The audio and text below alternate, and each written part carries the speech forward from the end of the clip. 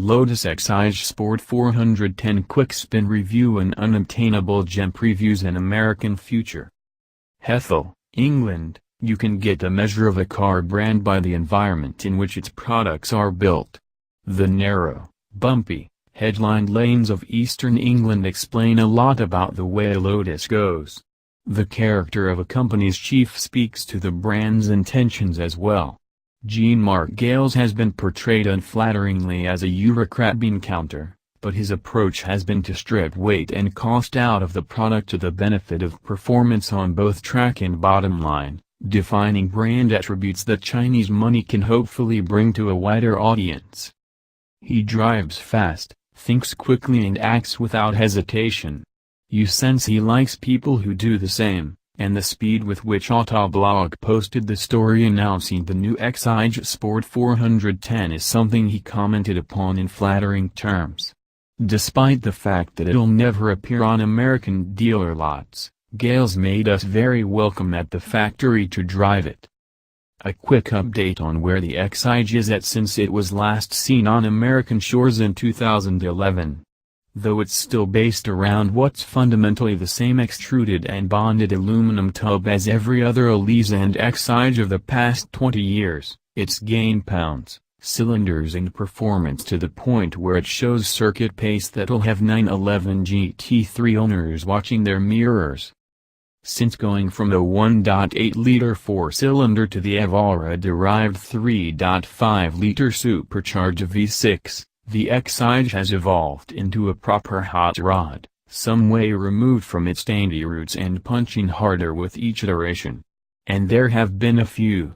Currently you can buy a Sport 350 or Cup 430 with the uprated, intercooled Evora engine and 430 horsepower. This new Sport 410 related to the latter and benefiting from many of its upgrades but tuned to be more road compliant. And a little cheaper. Unlike the Cup, you can also have it as a roadster, which, in an extreme example of the famed ad lightness policy, basically equates to removing the roof panel. It's now arguably too much for the local roads, punching hard in angry bursts of acceleration between corners rather than dancing through them. With no power assistance to the steering and fat, grey Michelin Pilot Sport Cup 2s. An Exige is a surprisingly physical car to drive, bearing in mind it weighs less than 2,500 pounds. A test track built on runways that once hosted U.S. Air Force B-24 Liberators is a better place to appreciate the Exige's talents. The Cup 430's trick three-way nitron dampers may have been dialed back a tad for the 410. But Lotus has a famous talent for combining compliance and composure, and the Exige is as happy cornering flat and hard as it is floating over lumps and bumps.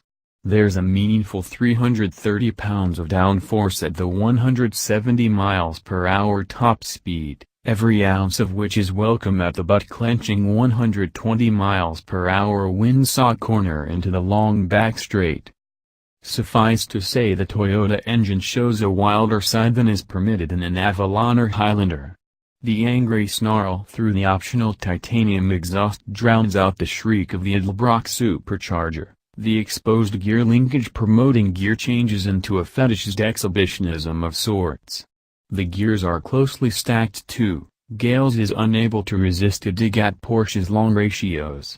More impressively, for all the weight and cost hacked out of it, the Exige shows not a hint of squeaks, rattles or protest even when deliberately rattled across racetrack curbs.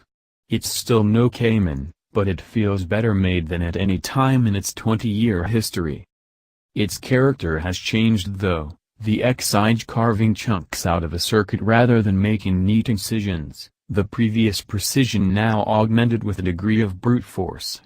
But that balance and lack of weight remain core. An Exige Sport 410 with all the lighter-weight options showing a near-identical dry weight to an all-carbon Alfa Romeo 4C, but with an engine sporting twice the capacity and another 170 horsepower to enjoy.